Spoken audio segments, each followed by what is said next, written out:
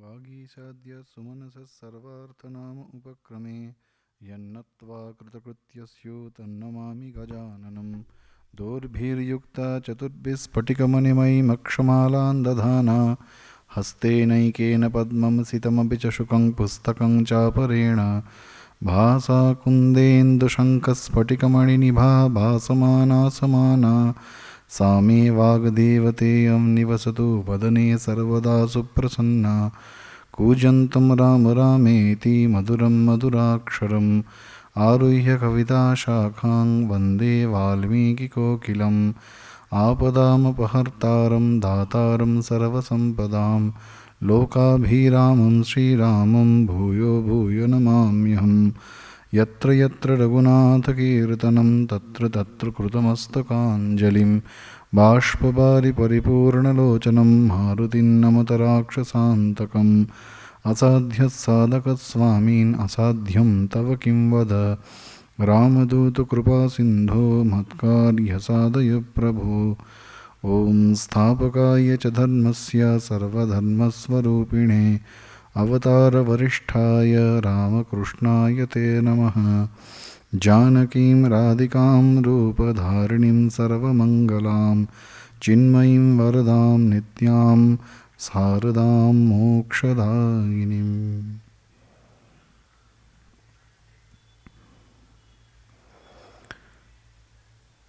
শ্রী রামের অনুধ্যান বাল্মীকি রামায়ণ কথার আজ ৭৮তম পাঠ ও আলোচনা। আগের দিন আমরা দেখেছি যে ভরদ্বাজ মুনির আশ্রমে ভরত তিনি তার রাজমাতাদের পরিচয় দিচ্ছেন। প্রথমে পরিচয় দিয়েছেন কৌশল্যার, তারপরে সুমিত্রার। কৌশল্যার তিনি বলছেন যিনি অদিতির মতো, অদিতি এবং কশ্যপ এই দুজনই বিশ্বাস করা হয় যে অদিতি কৌশল্যা রূপে এবং কশ্যপ মুনি কশ্যপ তিনি দশরথ রূপে ভগবানকে সন্তান রূপে পাওয়ার জন্যই তাঁরা এই ধরিত্রীতে এসেছিলেন। সেই জন্য বলা হচ্ছে, ভরত বলছেন কৌশল্যা সুশুভে রামম ধাতারম অদিতির যথা। ধাতা অর্থাৎ টিকাকার বলেছিলেন, আমরা আলোচনা করেছিলাম, ধাতারম বিষ্ণুম এব ধাতা বিধাতা, যিনি বিষ্ণুকে গর্ভে ধারণ করেছেন সেই তিনি অদিতির মতো, তিনি হচ্ছেন কৌশল্যা। আর সুমিত্রাকে খুব সুন্দর উদাহরণ দিয়েছিলেন যে বনের মধ্যে বা জঙ্গলে যখন কোনো একটি বৃহত্তম বা বৃহত্তর বৃক্ষের সঙ্গে কোনো লতানো গাছ, কর্ণিকা যাকে আমরা বলি, সেটি যেমন জড়িয়ে থাকে। আমরা দেখি অনেক বড় বড় গাছের বৃক্ষে কাণ্ডটিতে লতানো গাছ যেগুলি নিজেদের অবলম্বনে দাঁড়াতে পারে না, তারা ওই বৃক্ষকে আশ্রয় করে জড়িয়ে থাকে। সেই রকম লতানো গাছ, সেই রকম কর্ণিকা বৃক্ষ যেটিকে বলা হয়, এবং সেটিতে যদি কোনো ফুল না থাকে, শুদ্ধ গাছটি লতানো জড়িয়ে রয়েছে, ঠিক সেই রকম সুমিত্রা যেন সেই কৌশল্যার সঙ্গে ভূষণহীনা হয়ে কোনো রকম অলঙ্কার যার অঙ্গে নেই, তিনি সেই রূপে যেন বিরাজ করছেন। অর্থাৎ ওই বড় বৃক্ষটি যেন কৌশল্যা এবং লতানো গাছটি হচ্ছে যেন সুমিত্রা। তারপরে এলো কৈকেয়ীর বর্ণনা। যত রকমের কঠোর শব্দ ব্যবহার করা যায় ভরতের মাধ্যমে বাল্মীকি ব্যবহার করছেন। জীবনাশমিতো গতৌ ক্রোধনাম অকৃতপ্রজ্ঞাম দৃপ্তাম সুভগগামিনীম কৈকেয়ীম অনার্যাম আর্যরূপিণীম নৃশংসাম পাপনিশ্চয়াম যতো মূলম হি পশ্যামি ব্যসনম মহদাত্মনঃ। যত রকমের কঠোর শব্দ ব্যবহার করা যায়, বলছেন যার জন্য নরশার্দুল, শ্রীরাম, লক্ষ্মণ এরা বনবাসিত হয়েছেন, সেই তিনি কীরকম, এবং যার জন্য দশরথ স্বর্গলোক প্রাপ্ত হয়েছেন, তিনি হচ্ছেন পাপীয়সী, নৃশংসা, যার স্বভাব সর্বদা ক্রোধপরায়ণা, উদ্ধতা, সবসময় উদ্ধত, দৃপ্তাম, শুভগামিনী, নিজেকে সর্বদা মনে করেন যে আমি সবার থেকে সৌভাগ্যবতী, সৌভাগ্য মানিনী। আসলে নিজের জীবন এবং পরের জীবনে সবথেকে বেশি দুর্ভোগ ডেকেছেন কইকেয়ী, কিন্তু মনে করেন যে আমি সৌভাগ্যবতী। আর কি, ঐশ্বর্য কামাম, সবসময় ঐশ্বর্য চান, সকল দুঃখের কারণ, অনার্যম আর্য রূপিণী, তিনি প্রকৃতপক্ষে অনার্য আমরা কাকে বলি? অনার্য, যিনি যার মধ্যে কোনো রকম ভালো কিছু থাকে না, তিনি হচ্ছেন অনার্য, কিন্তু নিজেকে মনে করেন আর্য রূপিণী, যে আমি সব থেকে মনে হয় কুশলা, সব থেকে মনে হয় আমি সুন্দর গুণবিশিষ্টা, কিন্তু আসলে তা নয়। যত মূলম হি পশ্যামি ব্যসনম মহদাত্মন, সকল দুঃখের কারণ যিনি, সেই অনার্য তুল্য, তিনি হচ্ছেন আমার মাতা কইকেয়ী। কইকেয়ীর প্রায়শ্চিত্ত চলছে। টিকাকার বলছেন জীবনাশম রাক্ষস ভূমিষ্ঠম, যিনি জীবের নাশ করেন, অর্থাৎ রাক্ষসীর মতো। দণ্ডকারণ্যম প্রতি বিবাসনাথ, দণ্ডকারণ্যে যিনি বনবাসে পাঠিয়েছেন শ্রীরামকে, সেই তিনি। আর কি, অকৃতপ্রজ্ঞাম, এখানে বলছেন ক্রোধ নাম অকৃতপ্রজ্ঞাম। অকৃতপ্রজ্ঞাম কি? টিকাকার বলছেন অশিক্ষিত বুদ্ধিম, যার বুদ্ধি শিক্ষিত নয়, যার বুদ্ধি পরিষ্কৃত নয়, যার বুদ্ধি সর্বদা মলিনতায় পরিপূর্ণ। শুভগামিনীম শুভগাং সুন্দরীম আত্মানম, তিনি সবসময় নিজেকে সুন্দরী মনে করেন। সুন্দর দুরকমের হয়, শারীরিক এবং মানসিক। হয়তো শারীরিকভাবে তিনি সুন্দর হতে পারেন, কিন্তু তার মানসিক অসুন্দরতার পরিচয় আমরা ইতোমধ্যে পেয়েছি। তো সুন্দরীম আত্মানম মন্যত, তিনি নিজেকে মনে করেন আমি সেই সুন্দরী। অনার্যম আর্য রূপিণীম আর্যবৎ ভাসমানম, তার মনের মধ্যে অবভাসনা হচ্ছে, মানে মনের মধ্যে একটা,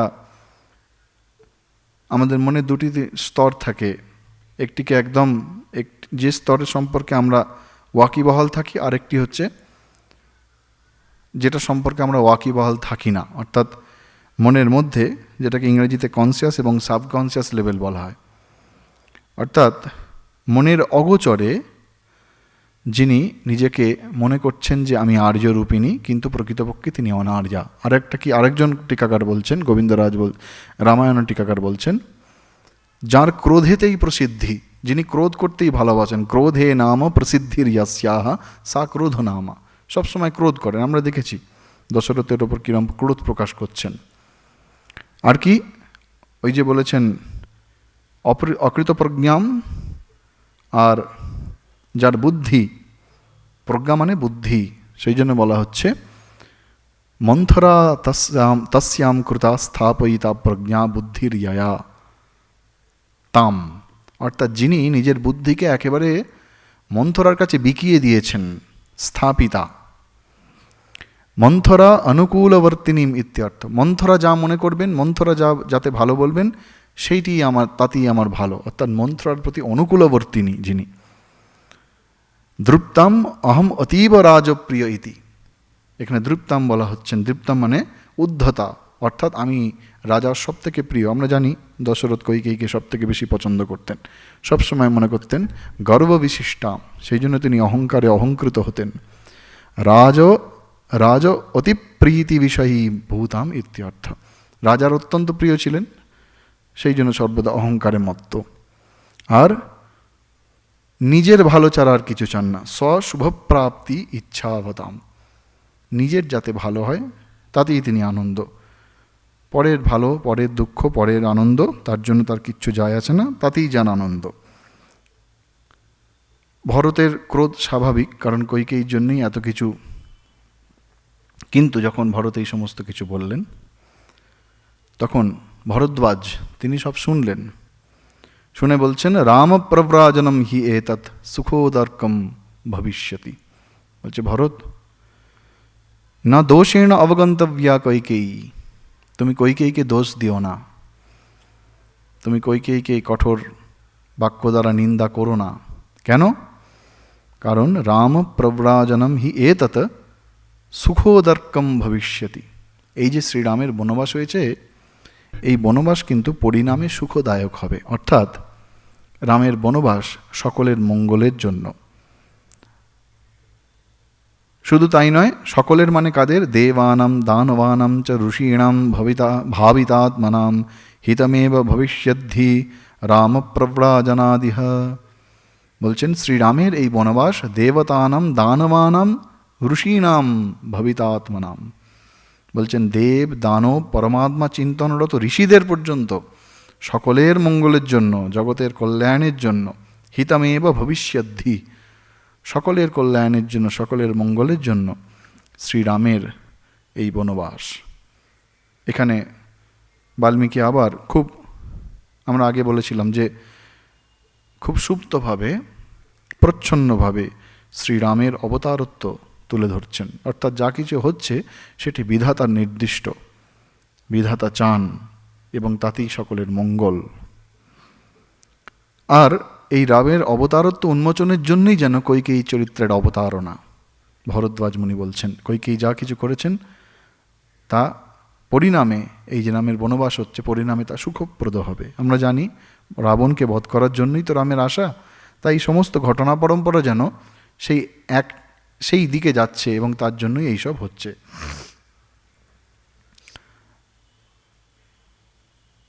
এইসব বলে তিনি ভরতকে আগেই চিত্রকূট পর্বতে যাওয়ার জন্য, চৈত্ররথ নয় চিত্রকূট পর্বতে যাওয়ার জন্য নির্দেশিকা দিয়েছেন। ভরত সেই সমস্ত শুনে তিনি মেনে নিলেন এবং যাওয়ার জন্য তিনি প্রস্তুত হচ্ছেন। তিনি তার লক্ষ্য থেকে চ্যুত হননি, তার লক্ষ্য শ্রীরামকে ফিরিয়ে নিয়ে আসা। আর তিনি খুব সুন্দর বলছেন বাল্মীকি, তিনি হচ্ছেন চন্দ্র এবং সূর্যের মতো। ভরতের চরিত্র যেখানেই সুযোগ পেয়েছেন বাল্মীকি, কোথাও শ্রীরামের কথা, কোথাও ভরতের কথা, কোথাও লক্ষ্মণের কথা, তাদের চারিত্রিক উৎকর্ষ তাকে তুলে ধরেছেন। কি বলছেন? চন্দ্রার্ক তরুণাভাসম নিযুক্তাম শিবিকাম শুভাম। নবোদিত চন্দ্র এবং সূর্যের আভাযুক্ত শিবিকায় আরূঢ় হয়ে শ্রীমান ভরত সপরিজন যাত্রা করিলেন। অর্থাৎ তার চরিত্রের মধ্যে চন্দ্র এবং সূর্য, শুধু চন্দ্র নয় সঙ্গে সূর্য রয়েছে, বা শুধু সূর্য নয় সঙ্গে চন্দ্র, চন্দ্রের শীতলতা, সূর্যের তাপ তেজ, কোমল এবং কঠোর ভাবের এক অদ্ভুত সংমিশ্রণ হচ্ছেন ভরত। সূর্য যেমন সর্বাবস্থায় তাপ এবং তেজ দিয়ে আমাদেরকে রক্ষা করেন, তেমনি চন্দ্রের শীতলতায় আমরা স্নিগ্ধতা লাভ করি। সেই জন্য সূর্য ছাড়া যেমন সব কিছু চলে না, আবার চন্দ্রও আমাদের জীবনে অপরিহার্য। সেই জন্য ভরতের চরিত্র এই সমগ্র রামায়ণে যেমন সূর্য এবং চন্দ্রের প্রয়োজনীয়তার মধ্যে একটা ভারসাম্য রয়েছে, জগতের কল্যাণের জন্য, মঙ্গলের জন্য, ভালোর জন্য সূর্য এবং চন্দ্র দুজনেই ভারসাম্য করে চলেছেন। সেই ভরত যেন এই রামায়ণের মধ্যে, সমগ্র রামায়ণে তিনিও একটা যেন ভারসাম্য রক্ষা করছেন। তো ভরদ্বাজের কথা মতো আনন্দিত হয়ে ভরত চিত্রকূট পর্বতের পথে চলেছেন। ভিতরে দুঃখ রয়েছে, কিন্তু রামকে পাওয়ার আশা, সেই জন্য তিনি আনন্দে চলেছেন। ধর্মাত্মা প্রীত দশরথাত্মজঃ, তিনি আনন্দিত, ভিতরে ভিতরে আনন্দ রয়েছে। এই কোলাহল, এত বড় সেনাবাহিনী যাচ্ছে, হইহট্টগোল হচ্ছে, কিন্তু তার মধ্যেও তিনি শ্রীরামের চিন্তা করছেন, তাই তিনি আনন্দিত। সমগ্র সেনাবাহিনী এইভাবে চলতে শুরু করলো ভরদ্বাজ আশ্রম থেকে, এবং চলে চিত্রকূটের যে গহন অরণ্য, চিত্রকূট পর্বত তার পাদদেশে গহন অরণ্য, সেই অরণ্যের মধ্যে প্রবেশ করেছে। এবং সেনাবাহিনী ক্লান্ত পরিশ্রান্ত হয়ে গেছে, তাই ভরত যেন সেনাবাহিনীকে উদ্বুদ্ধ করার জন্য বশিষ্ঠকে বলছেন যে চিত্রকূট পর্বতের পাদদেশে আমরা পৌঁছে গেছি, মন্দাকিনী নদী আমরা দেখতে পাচ্ছি, যাতে সেনাবাহিনী তারা উদ্বুদ্ধ হয়। এত বিশাল সেনাবাহিনী, কিন্তু তারা কেউ জঙ্গলের বা বনের কোনো রকম ক্ষতি করছেন না, মনে বিষণ্ণতা রয়েছে, কিন্তু চিত্ত, এই প্রাকৃতিক শোভা, সকলে কিন্তু তাদের ইন্দ্রিয় দিয়ে সেই প্রাকৃতিক শোভা পান করছেন, সেই প্রাকৃতিক শোভা উপভোগ করছেন। আসলে আমরা প্রকৃতির যে শোভা সেটি আমরা আজকের দিনে উপভোগ করতে ভুলে যাই। আমরা ছবি তুলতেই ব্যস্ত থাকি। ভগবান দেখার জন্য দুটি চোখ দিয়েছে, শোনার জন্য কান দিয়েছে, স্পর্শ করার জন্য হাত দিয়েছেন, হাত দিয়ে স্পর্শ করতে পারি, আমাদের স্পর্শ সুখ, সুন্দর গন্ধ উপভোগ করার জন্য নাসিকা দিয়েছেন। এই সব কিছু ইন্দ্রিয় ভগবান আমাদের দিয়েছেন। কিন্তু আমরা আমাদের সমস্ত ইন্দ্রিয়গুলি যেন ওই মোবাইলে জলাঞ্জলি দিয়েছি। কোনো ভালো কিছু দেখলে আগে আমরা ছবি তুলতে যাই, কিন্তু ওই ছবি তুলতে গিয়ে আমাদের ওই প্রাকৃতিক শোভার যে প্রকৃতপক্ষে উপভোগ করা, সেটি আমাদের পক্ষে হয়ে ওঠে না। তখনকার দিনে সেরকম কিন্তু ছিল না। সেই জন্য তারা প্রত্যেকে সেই প্রকৃতির শোভা উপভোগ করছেন। ভরত তিনি সৈন্যদের তথা শত্রুঘ্নকে প্রকৃতির শোভার কথা বলছেন। এমন বলতে বলতে একটি জায়গায় ভরত বলছেন, কুর্বন্তি কুসুমা পীড়ান শিরঃসু সুরভীনমি মেঘঃ প্রকাশৈর ফলকৈর দাক্ষিণাত্যানরা যথা। বলছেন, শরৎকালীন মেঘ সদৃশ পথফলক শোভিত শাখাযুক্ত পর্বতস্থ বৃক্ষগুলি, মানে শরৎকালে যেমন মেঘপুঞ্জ আকাশের বুকে ইতস্তত ঘুরে বেড়ায়, সেই রকম যেন পর্বতগাত্রের যে সমস্ত বৃক্ষগুলি, বৃহৎ বৃক্ষগুলি যে রয়েছে, সেগুলি এত সুন্দরভাবে সুশোভিত, পুষ্পশোভিত, তারা যেন দাক্ষিণাত্যবাসীদের মতো। ভারতবর্ষের দক্ষিণ প্রান্তকে আমরা দাক্ষিণাত্য বলি। সেই দাক্ষিণাত্যের মানুষের যেমন মন অত্যন্ত সুন্দর সুরভিত, সেই রকম যেন এই পুষ্পগুলি, অর্থাৎ ভরত তিনি তখনকার দিনেও দাক্ষিণাত্যের মানুষের জীবনযাত্রা, তাদের চরিত্র, তাদের স্বভাব ইত্যাদি সম্পর্কে তিনি ওয়াকিবহাল ছিলেন। তিনি জানতেন।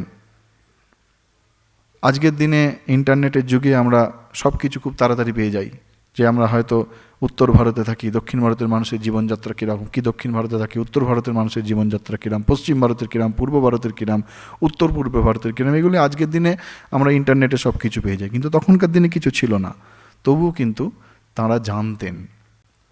অর্থাৎ ভারতবর্ষের যে একটা সাংস্কৃতিক মেলবন্ধন সেই রামায়ণের যুগে বা তারও আগে থেকে রয়েছে, এটি হচ্ছে তার একটি প্রমাণ।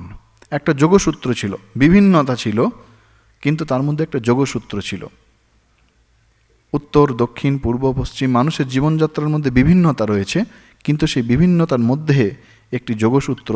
এটি আজকের নয়। আমরা বলি বিবিধের মাঝে থেকে মিলন মহান, কথাটি অত্যন্ত সত্য, কিন্তু সেটি শুধু আজকের নয়, এটি হাজার হাজার বছর আগেকার থেকে কিন্তু এই যোগসূত্রটি ছিল, এবং এইটি রাষ্ট্রের সার্বভৌমত্বকে সর্বদা রক্ষা করে। আমাদের মধ্যে বিভিন্নতা থাকতে পারে, আমাদের জীবনযাত্রার মধ্যে বিভিন্নতা থাকতে পারে, চারিত্রিক বৈশিষ্ট্যের মধ্যে বিভিন্নতা থাকতে পারে, কিন্তু তার মধ্যেও একটি যোগসূত্র রয়েছে। সেই যোগসূত্রটির দ্বারাই আমরা কিন্তু এই সমগ্র রাষ্ট্রের অংশ। হাতের 5টা আঙুল যেমন সমান হয় না, তেমনি ভারতবর্ষের মধ্যে এই বিবিধতা বহু পূর্ব থেকে। এই বিবিধতা কিন্তু ধর্মের সঙ্গে জড়িয়ে ফেললে হবে না। আমরা কিন্তু মূল কথা বলছি সনাতন ভারতবর্ষের। পরবর্তীকালে বিভিন্ন ধর্মের আসা, সেগুলো অনেক পরে। আমরা সাংস্কৃতিক এবং মানুষের স্বভাব চরিত্র, তাদের অভ্যাস, তাদের দিনচর্চা, সেই মেলবন্ধনের কথা বলছি, এবং তার মধ্যে একটি সুর যেন গাথা ছিল, এবং সেইটি সম্পর্কে ভরত জানতেন। সেই জন্য বলছেন দাক্ষিণাত্যের মানুষের মতো সুন্দর। আর কি বলছেন? বলছেন এই অরণ্য ভয়ঙ্কর, এখানে সাধারণ মানুষরা আসে না, এখানে অনেক অরণ্যের জঙ্গলের নৃশংস পশুরা থাকে, কিন্তু অযোধ্যার সমস্ত লোকজন এখানে চলে এসেছে, এই জঙ্গলটা যেন অযোধ্যা হয়ে গেছে, আর অযোধ্যা সেটি জনশূন্য হয়ে গেছে। আমরা অনেক আগে পড়েছিলাম যে যখন রামের চলে আসার কথা হচ্ছে অযোধ্যা থেকে, বশিষ্ঠ সম্ভবত মুনি বশিষ্ঠই তিনি বলছেন যে বশিষ্ঠ যখন কৈকেয়ীকে বোঝাচ্ছেন, সেই সময় তিনি বলেছিলেন, নাহি তৎ ভবিতাম রাষ্ট্রম যত্র রামো ন ভূপতিঃ, যেখানে শ্রীরাম থাকেন না সেখানে রাষ্ট্র থাকে না। তদ বনম ভবিতা রাষ্ট্রম যত্র রামো নিবৎস্যতি, ওই গহন বন অরণ্যে সেখানে যদি রাম থাকেন তাহলে অযোধ্যা সেখানেই চলে যাবে। এই কথাটি বৈশিষ্ট্য অনেক আগে কৈকেয়ীকে বলেছিলেন যে যেখানে রাম সেখানেই রাষ্ট্র, যেখানে রাম নেই সেখানে রাষ্ট্র নেই। একই কথা ভরত বলছেন যে এই গহন অরণ্য জঙ্গল যেখানে সাধারণ মানুষ থাকতে পারেন না, এই সমস্ত অযোধ্যাবাসী সৈন্য সকলে মিলে এসে সেই জঙ্গলকে যেন অযোধ্যা করে ফেলেছেন, আর অযোধ্যা সেটি জনশূন্য হয়ে গেছে। সুতরাং যেখানে শ্রীরাম সেখানেই অযোধ্যা। রাম কোথায় থাকেন? তুলসীদাসের দোহাতে আছে, যাহা রাম ওয়াহা নাহি রহে কাম, যাহা কাম ওয়াহা নাহি রহে রাম। রাম আর কাম একসঙ্গে থাকতে পারে না।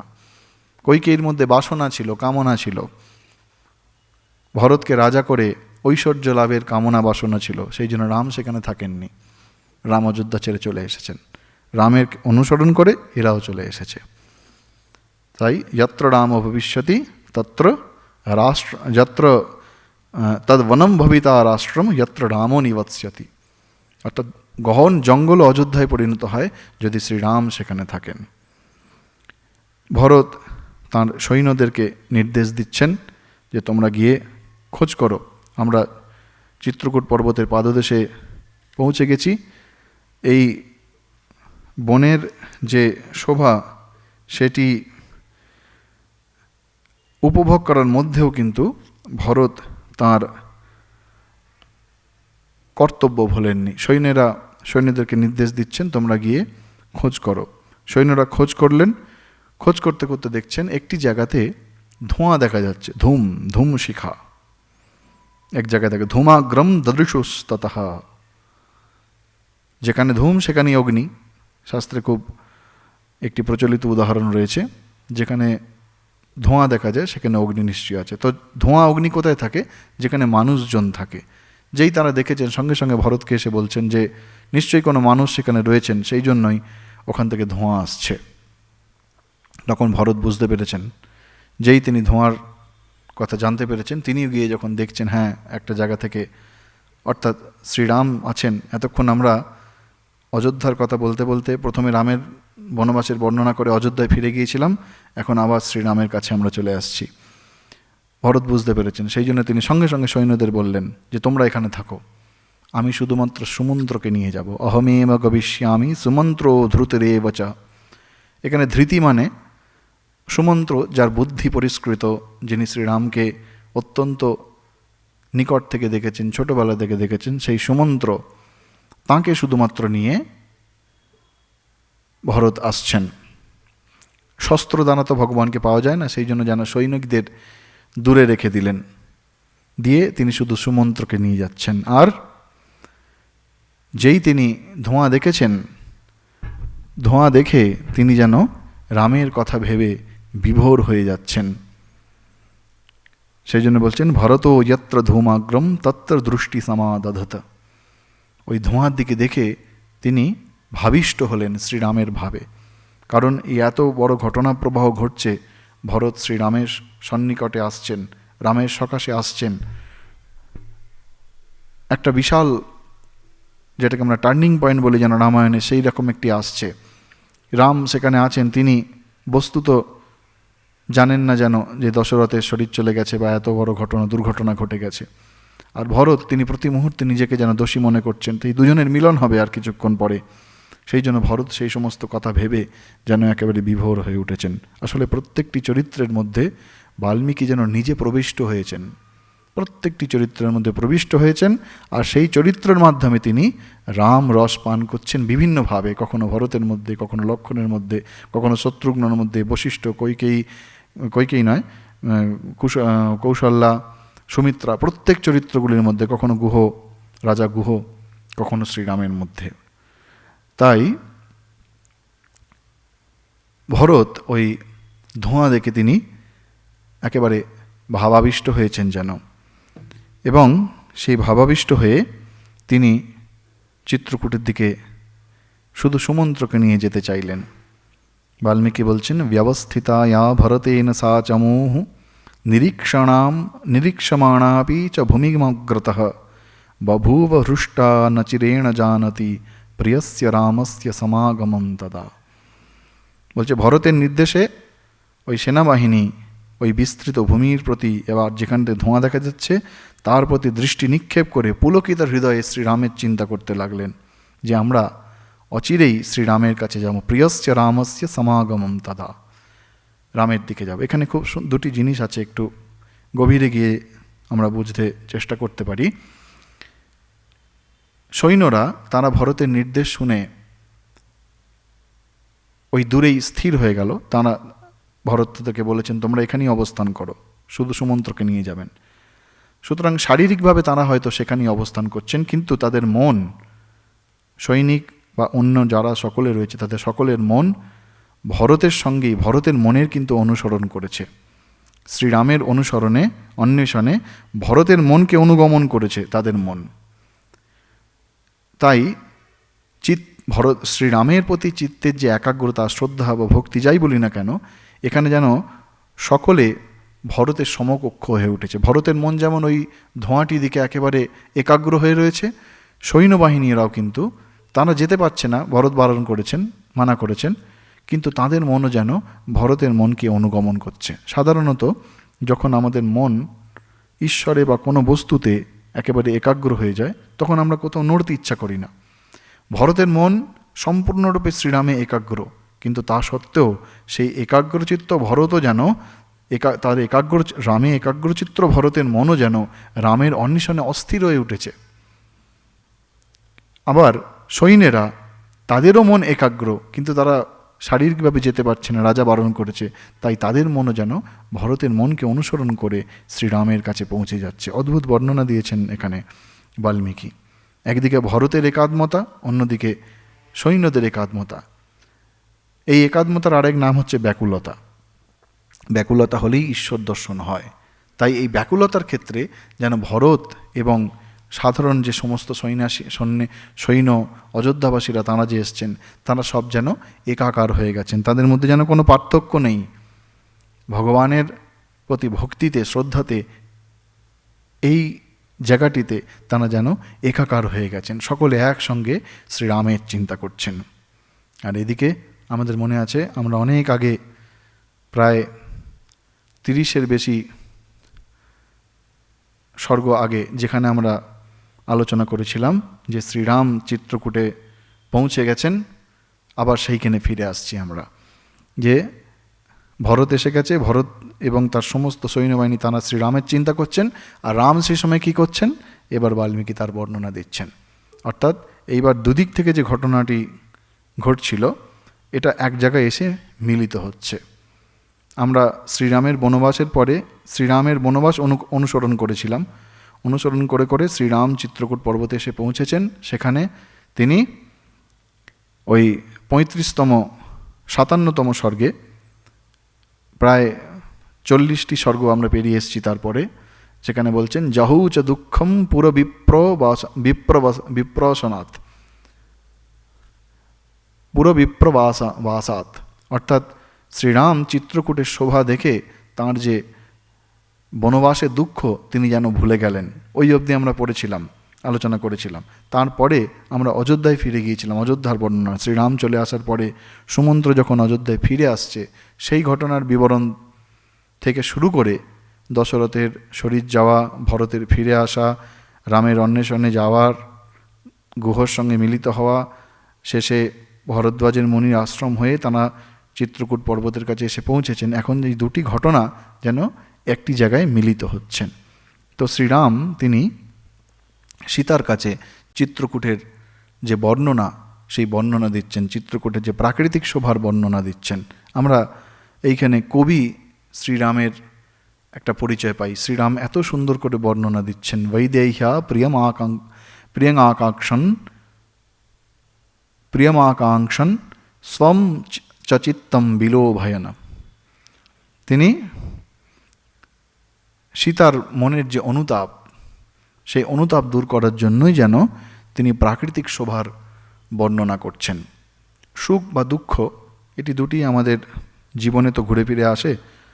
চক্রবৎ পরিবর্তনে সুখানি চ দুঃখানি চ আমরা জানি। কিন্তু সেই সুখ দুঃখের মধ্যেও যেটি ভালো সেইটির স্বাদ নিতে আমাদের জানতে হয়। প্রাকৃতিক শোভা সেটিকে উপেক্ষা করা কখনো উচিত নয়। জীবনে সুখ দুঃখ আসবেই, কিন্তু তার মধ্যেও এই প্রকৃতি এমন একটি জিনিস যে প্রকৃতির শোভা আমাদের কিন্তু অনেক দুঃখ বলে দেয়। আছে দুঃখ আছে মৃত্যু, বিরহ দহন লাগে, তবুও শান্তি তবু আনন্দ, তবু অনন্ত জাগে। কবিগুরু রবীন্দ্রনাথ ঠাকুরের পূজা পর্যায়ের একটি কবিতা, এটি খুব প্রসিদ্ধ গানও বটে। যে দুঃখ আছে মৃত্যু আছে, বিরহ দহন লাগে, তবুও শান্তি তবু আনন্দ তবু অনন্ত জাগে। তবু প্রাণ নিত্য ধারা, হাসে সূর্য চন্দ্র তারা, বসন্ত নিকুঞ্জে আসে বিচিত্র রাগে। নাহি ক্ষয় নাহি শেষ, নাহি নাহি দৈন্য লেশ, সেই পূর্ণতার পায়ে মনস্থান মাগে। অপূর্ব বর্ণনা দিয়েছেন রবীন্দ্রনাথ ঠাকুর যে তবু প্রাণ নিত্য ধারা, প্রাণের যে নিত্য ধারা সেটি চলে। হাসে সূর্য চন্দ্র তারা, এগুলো সব প্রকৃতির অঙ্গ। বসন্ত নিকুঞ্জে আসে বিচিত্র রাগে। নাহি ক্ষয় নাহি শেষ, দুঃখ আছে, ক্ষয় আছে, এর কোনো শেষ নেই, এটি চলতেই থাকে। নাহি নাহি দৈন্য লেশ, দৈনতা দীনতা কষ্ট এগুলো সব জীবনের অঙ্গ। সেই পূর্ণতার পায়ে মনস্থান মাগে। পূর্ণতা মানে কে? পূর্ণতা মানে হচ্ছেন ঈশ্বর এবং তার সৃষ্টি।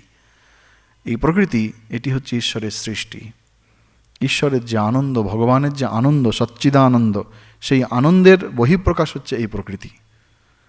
তো সেই প্রকৃতির আনন্দ আস্বাদন করা, সেই আস্বাদন করার মাধ্যমে যেন মনস্থান মাগে, সেই ঈশ্বরের শ্রীচরণে যেন স্থান পাওয়ার একটা ব্যাকুলতা জাগে। সুতরাং দুঃখের মধ্যে প্রাকৃতিক শোভা কখনো আমাদেরকে কিছুক্ষণের জন্য হলেও আমাদের দুঃখ ভুলিয়ে দেয়। সেই জন্য প্রকৃতিকে কখনো উপেক্ষা করা উচিত নয়। আমরাও প্রকৃতির শোভা উপভোগ করি। আমরা যদি একটি ছোট্ট উদাহরণ দিই, যে কিছু বছর আগে যখন করোনা মহামারী হলো, কোভিড, সেই সময় আমরা বাধ্য হয়ে আমাদের জীবনের যে স্বাভাবিক ছন্দ, সেই ছন্দ পতন ঘটেছিল, যেটিতে আমরা গতানুগতিক, যেটিতে আমরা এত বছর ধরে অভ্যস্ত হয়েছি, সেই জীবনের স্বাভাবিক ধারা কিন্তু ব্যাহত হয়েছিল। যখন লকডাউন শুরু হয়েছিল, চারিদিকে সব কিছু বন্ধ ছিল, সেই সময় আমরা ক্লান্ত পরিশ্রান্ত হয়ে উঠেছিলাম যে কখন সেই অবস্থা থেকে আমরা বেরিয়ে আসতে পারবো। কিন্তু আমরা একটা জিনিস হয়তো অনেকেই খেয়াল করেছেন, যে সেই সময় প্রকৃতির রূপ কিন্তু পরিবর্তন হয়ে গিয়েছিল। কারণ সাধারণ জীবনযাত্রা যখন বন্ধ, কলকারখানা, চারিদিকে গাড়ি ঘোড়া এই সমস্ত বন্ধ, প্রকৃতি যেন একটা, আমার নিজের ব্যক্তিগতভাবে মনে হয়েছিল যে প্রকৃতি যেন চাইছিল কিছু দিনের জন্য তাকেও একটু সময় দেয়া হোক, সে যেন একটু নিজের মতো করে নিজের সৌন্দর্য বিস্তার করতে পারে। সেই সময় চারিদিকে যে মানুষজন, কেউ বাইরে বেরোচ্ছে না, অফিস কলকারখানা সব বন্ধ, প্রকৃতি যেন সেই সময় নিজের মতো করে নিজে সেজে উঠেছিলেন। আমরা তার স্বাদ পেয়েছি। জানি না কতজন খেয়াল করেছেন, কিন্তু নেটেতে, ইন্টারনেটেতেই বহু জায়গার ছবি দেখেছি, যেগুলি আগে অত সুন্দর লাগতো না যেন, সেই সময়টা কিন্তু প্রথম যখন করোনা এলো লেগেছিল। সুতরাং দুঃখের মধ্যেও আনন্দ খুঁজে নেওয়ার একটা চেষ্টা থাকা আমাদের অত্যন্ত প্রয়োজন। ওই করোনার অবস্থায় মাত্র কয়েক সপ্তাহ বা 1-2 মাস আমরা মেনে নিতে পারছিলাম না। বাড়ির মধ্যে, ঘরের মধ্যে আমরা নিজেদেরকে বন্দি করে নিয়েছিলাম। সেটি আমাদেরই মঙ্গলের জন্য, কিন্তু তাতেও যেন আমরা পারছিলাম না। কিন্তু শ্রীরামের জীবন যদি আমরা দেখি, অযোধ্যা নগরীর, ছোট থেকে তিনি সেই অযোধ্যায় বড় হয়েছেন, তিনি রাজপুত্র, তাঁর রাজা হওয়ার কথা, তিনি কিন্তু স্বেচ্ছায় সেই রাজ্যের সমস্ত সুখ শান্তি ছেড়ে দিয়ে তিনি চলে এসছেন। এবং শুধু চলে এসছেন নয়, চলে এসে এই অরণ্যের মধ্যেও তিনি কিন্তু আনন্দ খুঁজে নেওয়ার চেষ্টা করছেন। এবং শুধুমাত্র আনন্দ খুঁজে নেওয়া নয়, সেই আনন্দের ভাগিদার করছেন অন্য কেউ। তিনি বর্ণনা করছেন সীতার কাছে, লক্ষ্মণের কাছে। তার মানে সেই আনন্দের যে বর্ণনা করে যে আনন্দ, প্রকৃতির যে আনন্দ সেটি শুধু নিজে উপভোগ করছেন না, অপরকে উপভোগ করার সুযোগ দিচ্ছেন। সীতার কাছে বলছেন, লক্ষ্মণের কাছে বলছেন। উদ্বোধনে একবার কোনো এক শ্রী শ্রী মায়ের বাড়ি উদ্বোধন বাগবাজারে কোনো এক ব্রহ্মচারীর মহারাজের পোস্টিং হয়েছে, শ্রীমা তখন সেখানে রয়েছেন। তো কোনো কারণেই উদ্বোধনের, আজকেও আমরা জানি কলকাতার একেবারে মধ্যে শহরতলি, অনেক রকমের সামনে বস্তি রয়েছে, অনেক রকমের ঝামেলা ঝঞ্ঝট সব রয়েছে, তাই জন্য তার খুব একটা পছন্দ হচ্ছে না থাকতে। শ্রীমা সেটা লক্ষ্য করেছেন। তিনি রাধুকে বকছেন, কিন্তু উদ্দেশ্য সেই ব্রহ্মচারী। বকে তিনি বোঝাতে চাইছেন যে তুমি মনে করছো যে এখানে একটু ঝামেলা ঝঞ্ঝাট রয়েছে বলে তোমার জব ধ্যান মনে হয় নষ্ট হয়ে যাবে, মাটি হয়ে যাবে, কিন্তু তুমি এই স্থানের মহিমা বুঝতে পারছো না। সেই জন্য সব কিছু হারিয়েছেন শ্রীরামচন্দ্র, কিন্তু তার মধ্যেও তিনি প্রকৃতির যে শোভা, সেই প্রকৃতির শোভার কথা তিনি বারবার বলছেন। এবং আমরা দেখছি এখানে প্রায় 24 রকমের গাছের কথা তিনি বলছেন। 24 রকমের গাছ, তিনি একটা একটা করে নাম বলছেন সব, আম, জাম, শাল, বৃক্ষ ইত্যাদি সব গাছের নাম বলে তাদের গুণাবলী, এই সমস্ত কিছু তিনি সীতার কাছে বর্ণনা করছেন। সুতরাং যা নেই সেই খোঁজার মাঝে যেটি আছে সেটিকে অবহেলা করা আমাদের উচিত নয়। যেটি নেই সেটি খুঁজছি, আমরা খুঁজে বেড়াচ্ছি যেটা হাতের কাছে নেই, কিন্তু যেটি হাতের কাছে আছে সেটিকে অবহেলা করা উচিত নয়।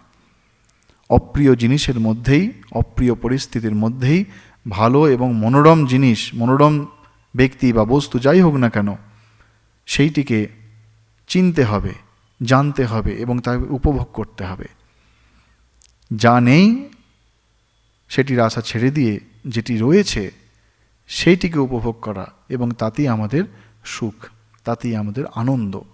কারণ জীবনে দুঃখ, কষ্ট সমস্ত কিছু আসে, কিন্তু তার মাঝেও এমন এমন সুন্দর পরিস্থিতি আসে, সুন্দর কোনো ব্যক্তি হোক, বস্তু হোক, যা কিছু হোক, এবং বিশেষ করে প্রকৃতি, এগুলি আমাদের কাছে আসে, সেগুলিকে কখনো আমাদের অবহেলা করা উচিত নয়।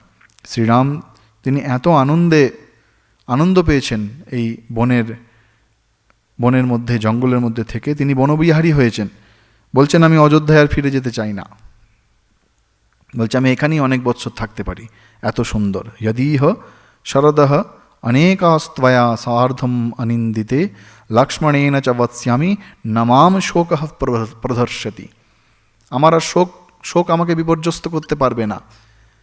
এই এত সুন্দর জঙ্গলের মধ্যে, এত সুন্দর অরণ্যের মধ্যে আমি অনেক বৎসর এখানে অতিবাহিত করতে পারি তোমার সঙ্গে, এবং লক্ষ্মণকে সঙ্গে নিয়ে আমি অনেক বৎসর এখানে থাকতে পারি। শ্রীরাম ইচ্ছা প্রকাশ করছেন যেন যে এই দুঃখের মধ্যেও প্রাকৃতিক শোভা এত সুন্দর, এইটি ছেড়ে তার যেতে ইচ্ছা করছে না। আজকে এই অবধি। এর পরের দিন আমরা দেখব শ্রীরাম তিনি প্রকৃতির বর্ণনা আর একটু দিচ্ছেন, তারপরে মন্দাকিনীর বর্ণনা রয়েছে, এবং কিছু পরে ভরত এবং শ্রীরামের মিলন হবে। সেই ঘটনা একটু সময় আছে এখনও, সেটি আমরা এর পরের দিনে আলোচনা করব। ওম শান্তি শান্তি শান্তি। হরি ওম তৎসদ। শ্রীরামকৃষ্ণার্পণমস্তু।